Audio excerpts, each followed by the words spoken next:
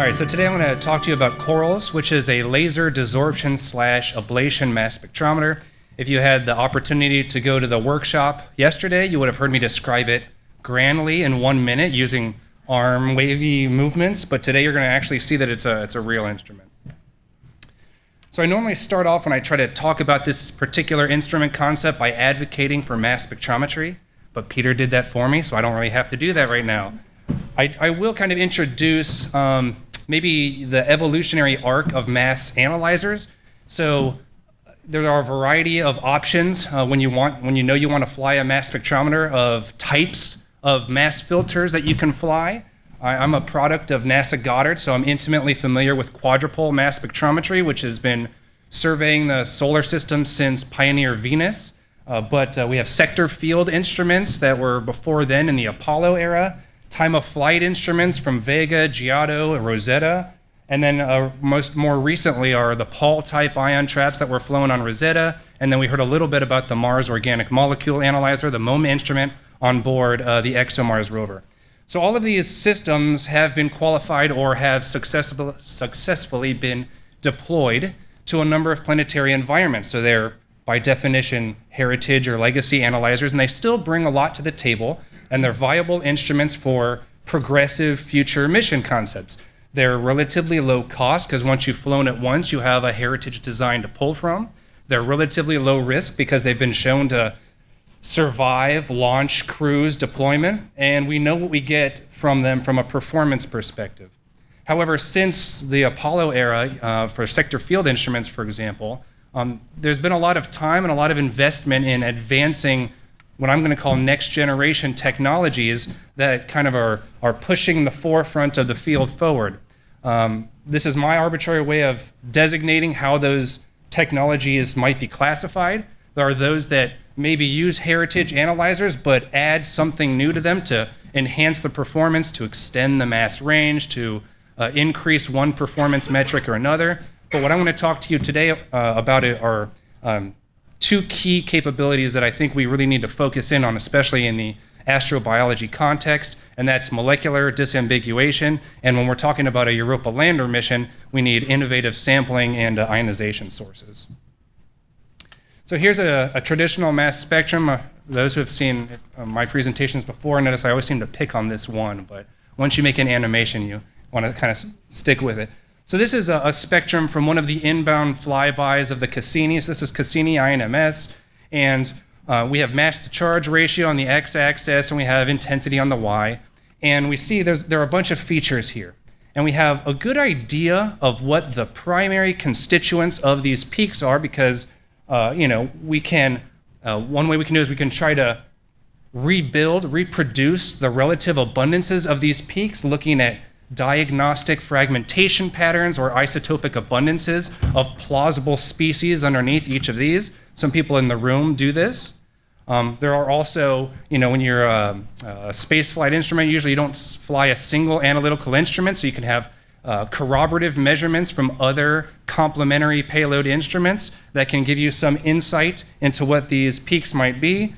But we can't with 100% certainty say that there aren't at least some minor component of these peaks could be a variety of molecular signatures. As I said, I'm kind of pushing for a laser ablation mass spectrometer. So once you start adding more novel ionization sources, then you start adding inorganic isobaric interferences that you have to account for. So the problem's not going away, it's actually getting a little bit more complicated with these advanced technologies. So we have a bunch of ways that we can try to separate these signals that are potentially competing with one another. We've done this historically by using things like gas chromatography, which will use the affinity of competing molecules, their affinity for the stationary phase, to separate them out through time. That's still viable.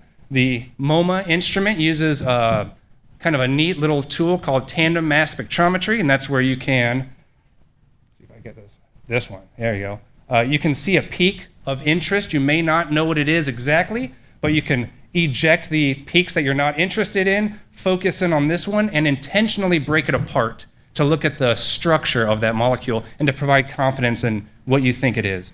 And what I'm going to be pushing for today is what's called ultra-high mass resolution, and that's where those peaks that you saw on the previous slide become so skinny that you can actually elucidate the different components that might be competing with them. So this is a Murchison sample. We've heard a number of talks have highlighted the complexity of a Murchison sample, but this just shows that within what looks like a single peak are a multitude of peaks. So if you're able to tickle out that complexity, then it really provides something. So Paul Mahaffey gave another kind of visual, so I'm going to give a different concept. He talked about a monatomic isobaric interference. Here we have a polyatomic, so we have two organic compounds since we're talking about Europa. And with a lot of traditional instruments, two peaks, two distinct organic compounds might overlap with one another. But as we progress towards higher and higher resolution instruments, we're able to effectively separate them out without requiring an additional subsystem like a chromatography system. So the type of analyzer that I'm advocating for here is called an Orbitrap mass analyzer. And the way it works is a little bit different than all of those heritage analyzers. You have a source of ions and a pulse gets injected into this analyzer, and they oscillate around this football-shaped electrode. And the rate at which they oscillate maps to the mass-to-charge ratio of those species. It's kind of neat for spaceflight, not just because of the science products, which are these high-resolution mass spectra, but there are no heavy magnets, there are no RF supplies, and there's actually no traditional detector assembly, which is often considered a consumable for spaceflight applications. And so you're able to start identifying what were previously isobaric species with the same nominal mass-to-charge ratio, separating them out, and that allows you to do some more quantitative metrics. So what I want to do is to take that type of mass analyzer and integrate it with a laser source. Why a laser? Well, there are a variety of reasons for it. Specific to Europa, lasers access the less volatile, the more refractory organics that may be embedded in the sample, but they also allow us to break apart the inorganic phases, so the salts and the other geological phases that may have been brought to the surface from ocean exchange can be accessed with these laser sources. It doesn't require physical contact with the sample. It provides spatially resolved measurements, so you're limited. The spatial resolution is only limited to the size of your laser beam. And a good example of some other benefits that it brings to the table are highlighted by the MoMA instrument, which will fly the first laser-enabled mass spectrometry to space. And so here we can see, these are synthetic Mars analog samples, but we've doped it with an organic compound. And regardless of what the matrix is, whether it's a single mineral, a basaltic matrix, or a phyllosilicate, we can also add potentially degradative, oxidative compounds in there, and what otherwise might be, might have induced the combustion of this organic because the pulse width of a laser is so short, we don't actually thermally alter the sample as much as a pyrolysis technique, and so we're able to see the primary molecule. On top of that, laser processing requires orders of magnitude less sample than traditional pyrolysis techniques, and if you have the mass and available to fly, maybe I'll call it an overqualified laser system. If you have a high energy laser system, more than you need to maybe desorb some of these organics, that also allows you to do a kind of pseudo tandem mass spectrometry. So you can identify your organic at a low fluence, and if you want to derive some of the structure, if you want to try to identify if it's an isomer, which isomer it might be, you can inundate it with more energy than you need to just see it, intentionally break it up that way and give yourself a pseudo tandem mass spectrum. So this Orbitrap mass analyzer, there's been a prototype in Orléans, France, operational since maybe 2012, and so I had the opportunity to go out there a little over a year ago, and that kind of serves as the proof of concept for the Corals instrument. So I'm going to say when you need to conform to the form, fit, and function of a flight instrument, it certainly met the function. We're building up, this is a breadboard we have in operation now at NASA Goddard, only brought online within the last couple of weeks. And the inside of this instrument looks just like what the Corals instrument will, so this meets the form and the function. But with this IC2 opportunity and with negotiations going on with the JPL pre-project team, we're designing this, and we will be building and qualifying an engineering test unit that meets the form, fit, and function of a flight model. So we have a prototype of the laser operational. So here's some of the performance metrics of that laser system. It's highly capable, so it brings 3 times the energy per pulse that the MoMA laser does, because we are interested in that in-source decay. And all of this put together should allow us to, again, measure the organic and the inorganic composition of samples delivered from the Europa surface. And so I just wanted to go over some of the data that we've collected recently. So here's an example of a type of experiment we could run. This is in the French laboratory. So here we have magnesium sulfate salt before and after irradiation. This salt was doped with an amino acid.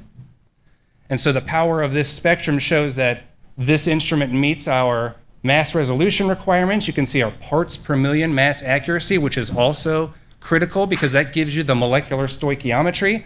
But what I really like about this spectrum is that it shows the organics, the primary molecule, the quintessential fragment. You'll find this on the NIST database for an EI spectrum too, as the dominant fragment, and then the inorganic fraction. You can even, if you're a geologist, you'll even see that we can get the isotopic composition of magnesium as well. So we were curious, what are our limits of detection? For example, can we see organic compounds at the level that the MoMA instrument does, which is at the 1 picomole per millimeter squared concentration level, because it's a surface technique. And so we kind of simulated a Europa lander situation where we had, in our case, it was a solution that was allowed to dry down rather than an ice to sublimate. But looking at the residue, we were able to see a variety of organics. This is just in positive mode, but we're able to see the molecular ions of amino acids in this kind of context at the picomole per millimeter squared level. So highly sensitive. And again, we're able to get isotopic abundance, as we heard that that's maybe not the top priority of a Europa lander mission, but it's something that we're able to deliver on as well. So more work is being done looking at the capabilities of these progressive instruments that we're building with progressive levels of fidelity. We're looking at how our fragmentation patterns, as I said, if you inundate the sample with excess energy, you can intentionally fragment. So we're looking at correlations between our fragmentation patterns with a laser source and how they map to the traditional NIST EI mass spectrum. We're looking at a variety of different compositions, sample matrices. So here's an example for tholins, which is apt given the announcement just an hour ago. Looking at inorganic phases. So here we're looking at major and minor elements in a basaltic phase, for example, and doped with, am I out of time? Well, that's good. It's also a Pathfinder for more advanced instruments, but with that, I'll leave the conclusion slide up there. Excellent. Sorry. Thank you.